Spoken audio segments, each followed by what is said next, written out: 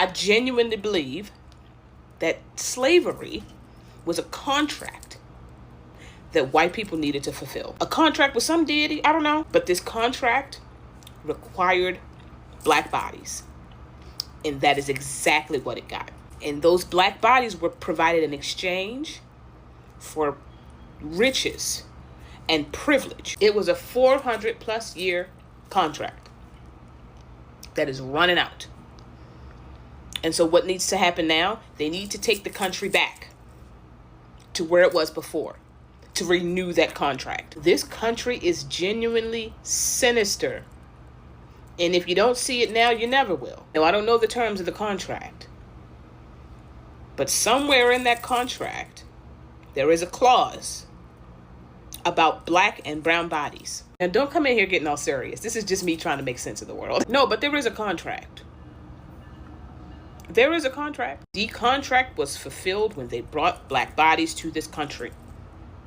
The contract was fulfilled when they participated in the violent removal of Native Americans. The contract was fulfilled when they committed acts of violence against the enslaved and against black and brown people in this country. And the contract is running out, and they're panicking, and they need to take us back. The defunding of PBS to replace with PragerU, the dismantling of museums and historical artifacts, the banning of books, and the deletion of historical documents. Put down your Bibles and pick up a spell book. Because somewhere in that contract, I'm sure of it, included the removal of spiritual practices and replacing them with the Bible. The Bible is what's anchoring us to our own demise. I think the black community is being held back by Christianity. She ain't lying either. There's this book called The Basic Laws of Stupidity, and it talks about how people will willfully be ignorant and stupid to things that they can quickly research. You can have a high school education, you can be a very intelligent person, but when someone debates what you know with actual education, you will willfully be ignorant due to your faith, due to your religion. The book even talks about how religion is just a comfort zone. It gives us comfort in the unknown. And it's only just a political tool.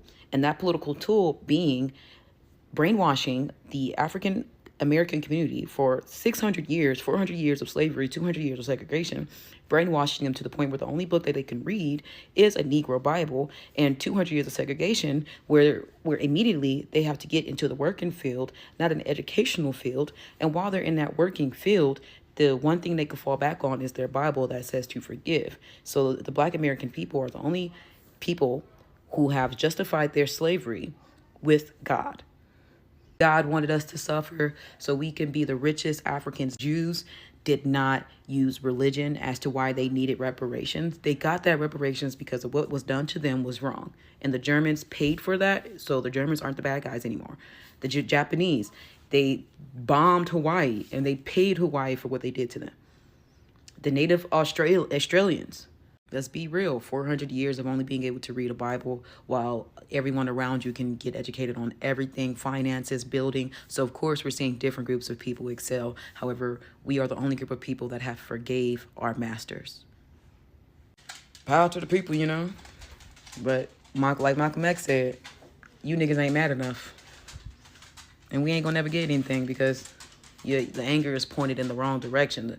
The purple shirt niggas is talking about death to all people, and you're not doing it the right way. A bill for reparations was just presented.